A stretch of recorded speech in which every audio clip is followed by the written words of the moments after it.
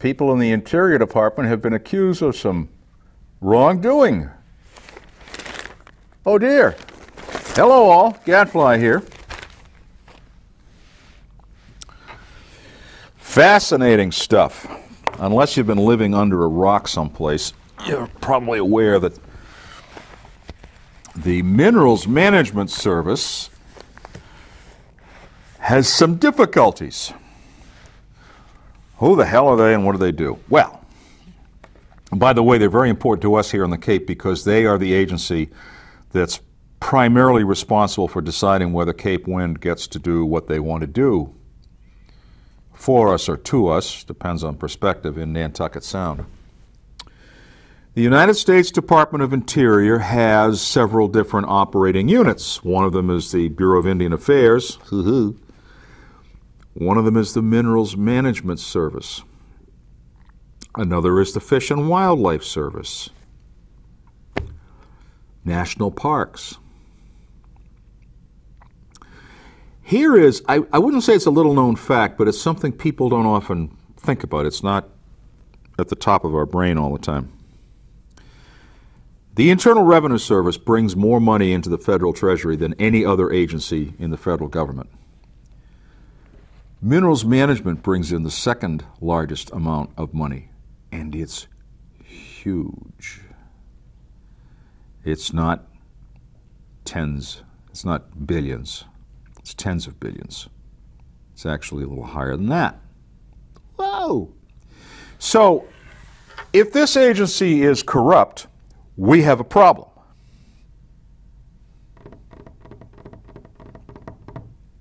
Let me tell you a story about a woman named Julie McDonald as an illustration of how this works. Julie McDonald was a senior White House advisor on environmental affairs starting at the beginning of George W. Bush's first term. In 2006, when Interior Secretary Gail Norton resigned and took her job as legal advisor to Royal Dutch Shell Oil Company, Julie McDonald, who has a degree in civil engineering and absolutely no experience in anything environmental, became an Undersecretary of Department of Interior. She was forced to resign in March of 2007 by the Interior Department's Inspector General, originally from Massachusetts, an Irishman named Devaney, Earl Devaney, who was more than 20 years in the Secret Service, retired from that, had his law degree, and became Inspector General. Tough guy.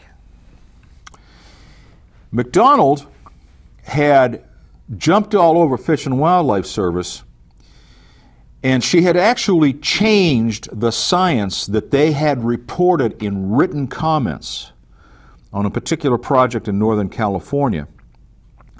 She deleted 2 species from the endangered species consideration of this project. She browbeat the field staff, pushed them around verbally, changed their written comments, and actively cooperated in an effort to reduce the area of review for a large project of some sort because her husband's family owned a farm that would be affected. And she, in her tax returns, admitted that she made more than $1 million a year from that farm. Oof. She was cited for a number of violations of federal law and she resigned. So when you read about these scandalous things in the paper about Department of Interior, that's what's going on. In this recent case, oil companies in particular, it appears, it is alleged, were bribing or, let's say, being very generous with employees of Interior and particularly the Minerals Management Service. Minerals Management Service has the responsibility of issuing and managing things like oil and gas leases in coastal waters and on federal lands. And as I said earlier, they produce more revenue than any other federal department except the IRS. This is a very, very important agency. And it's a kind of stealth agency. In 2005, when Congress passed the National Environmental Policy Act, taking responsibility for the Cape Wind Review from the Corps of Engineers and moving it over to Minerals Management Service, MMS, a lot of people were scratching their heads and saying, who the hell's MMS? Is this some new agency? Is it some couple of guys in an office in Virginia? What the hell's this? Well, it's a pretty substantial agency. For those of you who are Cape Wind supporters, you should know that according to what an investigator, a special agent in the Public Integrity Unit of the Department of Interior, he works for Earl Devaney, according to what he told me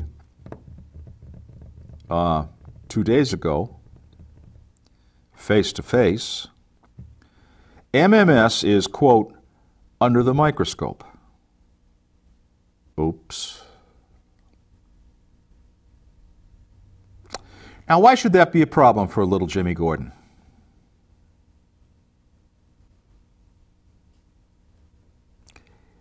He's in class. You can't see him, but he's in the back row again. Sit down, Jimmy.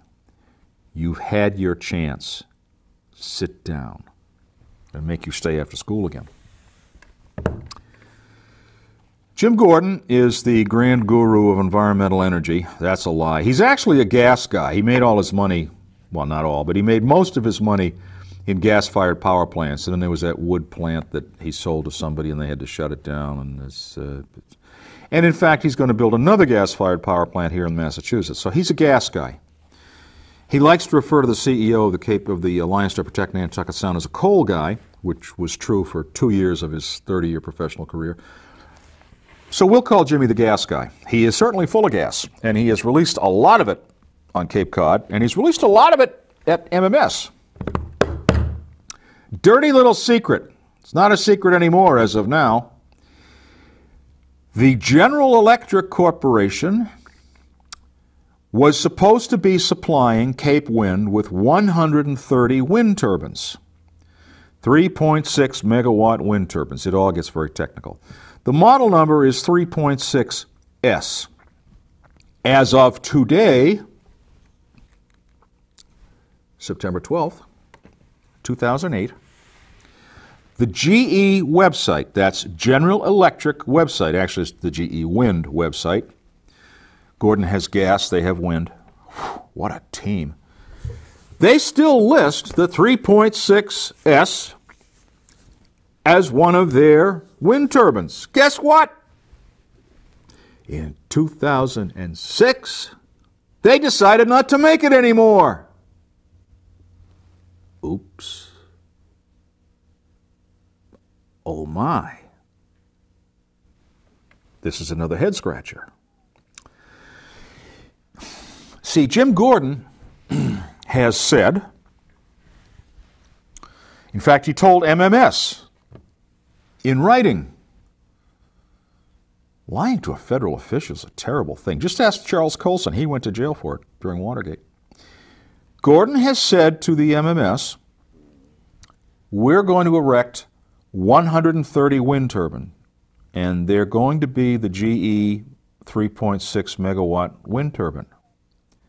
They don't make them anymore. They made the decision in 2006 to put those on the shelf.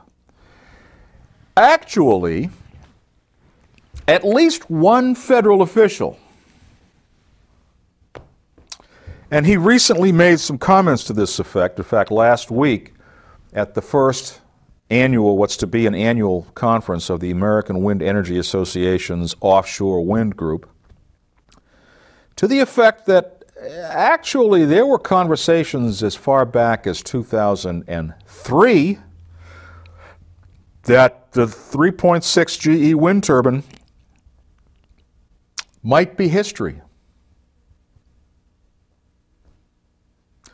Why is this important, Gadfly? Well, let me tell you. I'm glad you asked.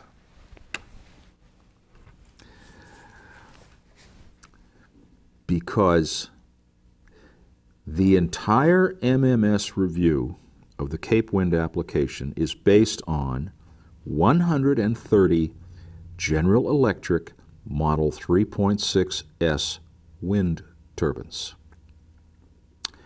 There were only 2 manufacturers in the world who claimed to make this unit, GE and a German company named Siemens. And the word is that Siemens doesn't want to sell the 3.6, maybe at all, and certainly not in the U.S. Oh dear. So what we have here is a phantom project. We have a wind farm with no turbines. That's a smart move, Jim. Of course, Jim's also been telling people about the summers he spent at his house on Cape Cod and how he has a house in Yarmouth on the Bass River, or it's 2 blocks from the Bass River. He doesn't own property in town. It's becoming clear to some people that maybe what Jim Gordon says is sometimes a little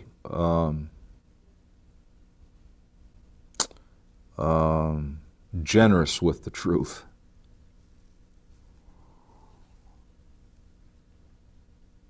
Now, why else would MMS be in trouble? Well, you remember the story about Julie MacDonald. Now, she was an Undersecretary of the Interior. This woman had some horsepower. This is a powerful person. This is a player. She's gone. Minerals Management Service is required to cooperate with about 17, maybe 16, maybe 18, about 17 other federal agencies. For example, the United States Coast Guard. The Coast Guard is supposed to have rules and procedures in place for the project that's being proposed before MMS completes its review. Well, the Coast Guard still doesn't have those rules in place because they don't have the budget. Federal Aviation Administration. FAA has a height limit, 283 feet. Inside the area around Barnstable Municipal Airport, where FAA is concerned about the height of new structures, and the Cape Wind proposed wind farm is inside that area. Once you exceed 283 feet, not 283 and a half, not 285, not 290, 283.0 feet. Once you go over that, they must conduct a complete review of the proposed project. And when they do that, by their own regulations, they automatically issue what is called a letter of presumed hazard. In our justice system, you're presumed innocent until you're proven guilty. With the FAA, when it comes to height restrictions, you're presumed guilty until you're proven innocent. Well, the FAA issued a letter 6 years ago saying, nah, no big deal, no problem. These are fine. What the hell were they thinking? Now, in response to public pressure, not because Jim Gordon asked them to, in response to public pressure, people saying, hey, what are you doing? Now they said, gee, 440 feet is more than 283, isn't it? Oh, gee. They issued a letter of presumed hazard. MMS said, well, they never told us. Dummies. They posted it in the Federal Register. That's this little place where agencies publish all their actions. And what happens is, if you work at MMS, every day you check it. Maybe you check it once in the morning and once after lunch. Every day you check it. You go to Federal Register and you look for, oh, gee, hey, guys, hey, come over here. Look up this. There, letter of presumed hazard. These are facts. This is all part of the public record. So the FAA hasn't completed its review yet, but MMS has completed its study. No. Oh, it gets better.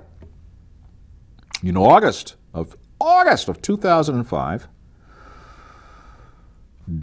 signed into law a bill that passed both houses of Congress called the National Environmental Policy Act of 2005.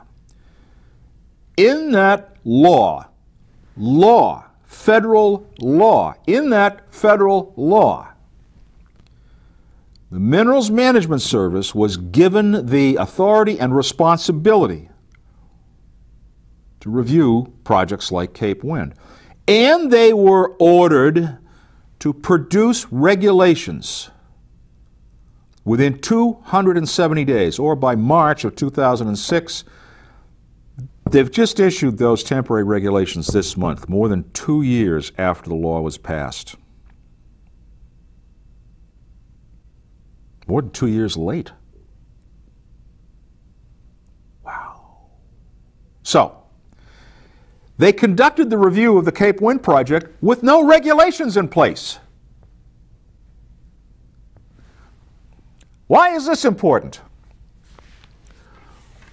There is very clear language in the new regulations, the proposed regulations that are in draft form right now, but they're public.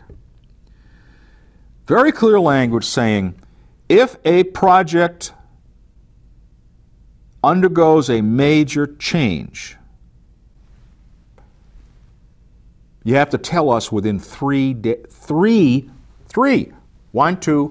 days. Jimmy! 3 days. Jim, 3 days. Last week, I called MMS, brazen fellow that I am, and I asked to speak to Dr. Rodney Cluck, who is in charge of the Cape Wind Review at MMS.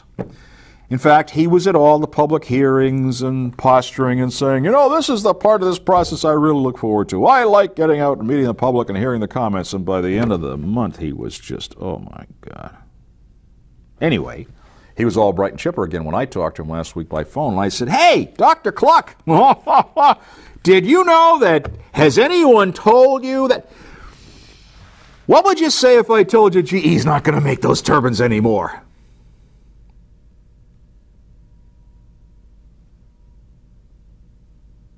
Yeah, that's the answer I got too. I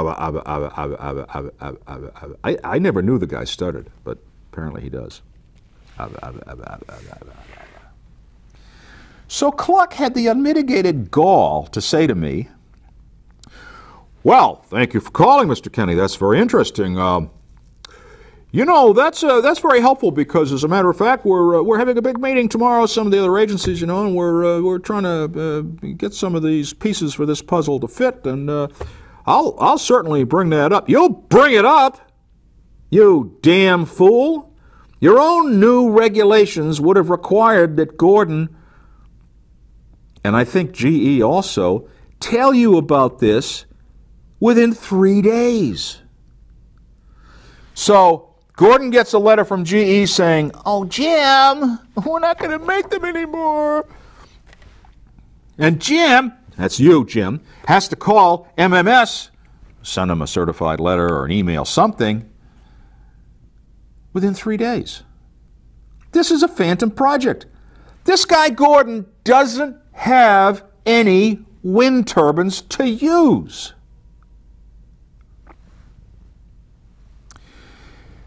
Well, Mark Rogers, who is the public information guy at Cape Wind Associates. Is it Cape Wind Associates? He called. That was a surprise. We talked, and he said, well, you know, there's never been a contract. Right. In January of 2003,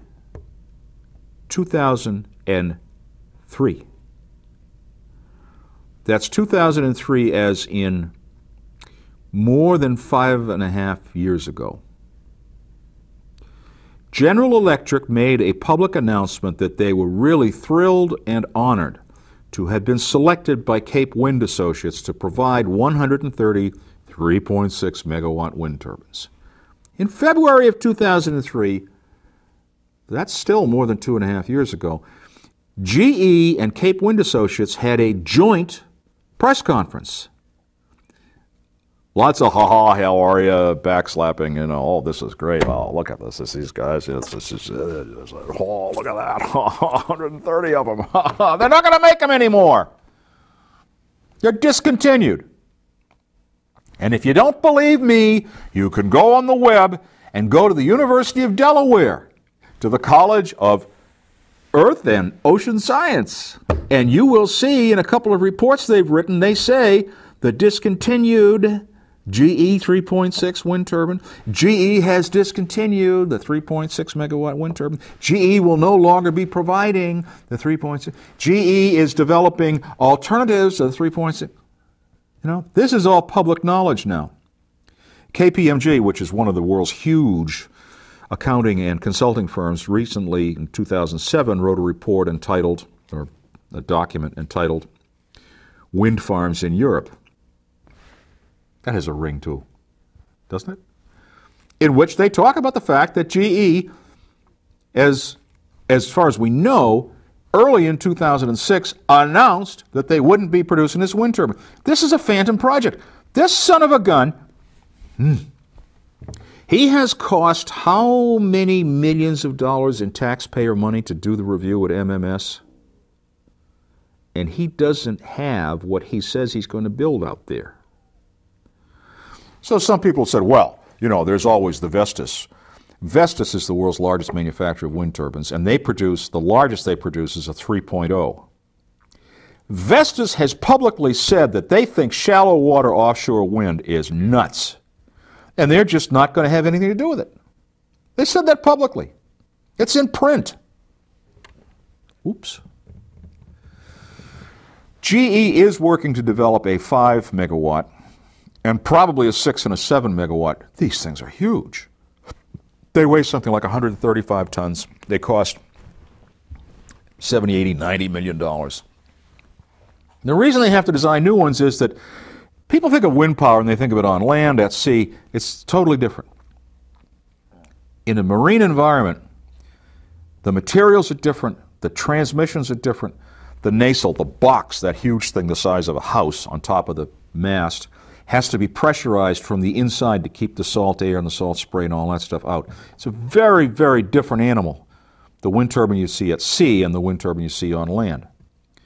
Well, a 5 megawatt wind turbine is going to be a lot higher than 440 feet. They're going to be over 600 feet high. This is a material change to the application. And Gordon has, in my opinion, Jim Gordon, at least by omission, has lied to a federal agency. Because he has never told anybody publicly what he knows about the GE turbine. He knows it's not available. Trust me, he knows. And how do I know that? Maybe I've talked to a high-ranking GE official who knows Jim Gordon, who has spoken with him about this. Maybe, you never know. I mean, I get around.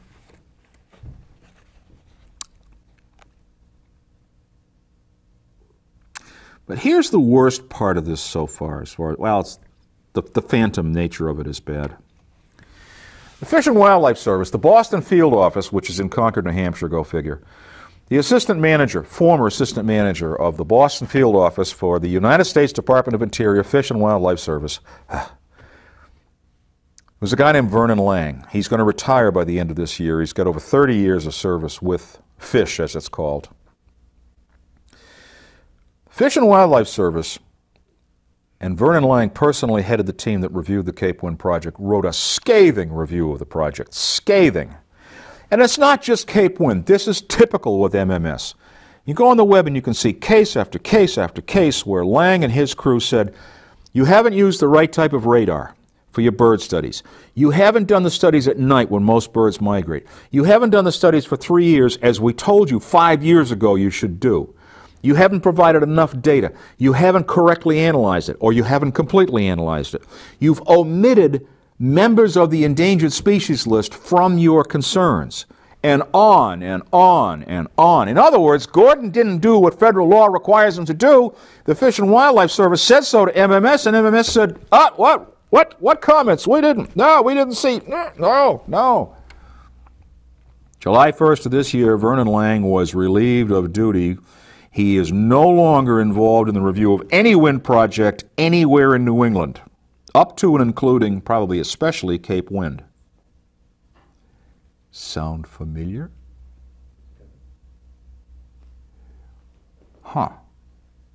So, after Vernon Lang was relieved of duty in this, all of a sudden, Fish and Wildlife Service signed off on the biologic assessment. The biologic assessment is a small part of the 1,600-page draft environmental impact statement that MMS did for Cape Wind.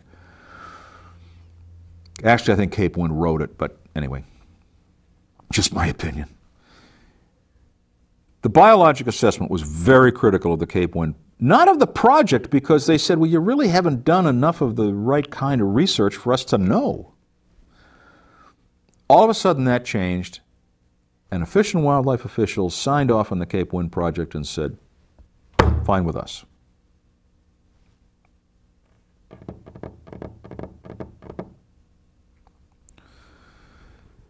The simple fact is that Cape Wind has not been required to play by the rules that have been in place for a long time. They've been getting special treatment. Why? You tell me and we'll both know. But the interesting fact is that right now, they don't have a project because they don't have a wind turbine. Why? I don't know why, but they don't.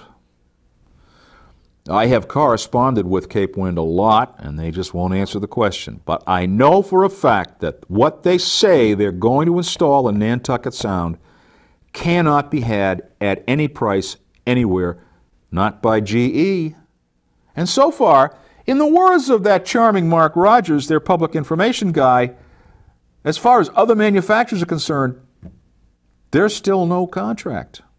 So, we have the Phantom of the Opera, now we have the Phantom of Nantucket Sound.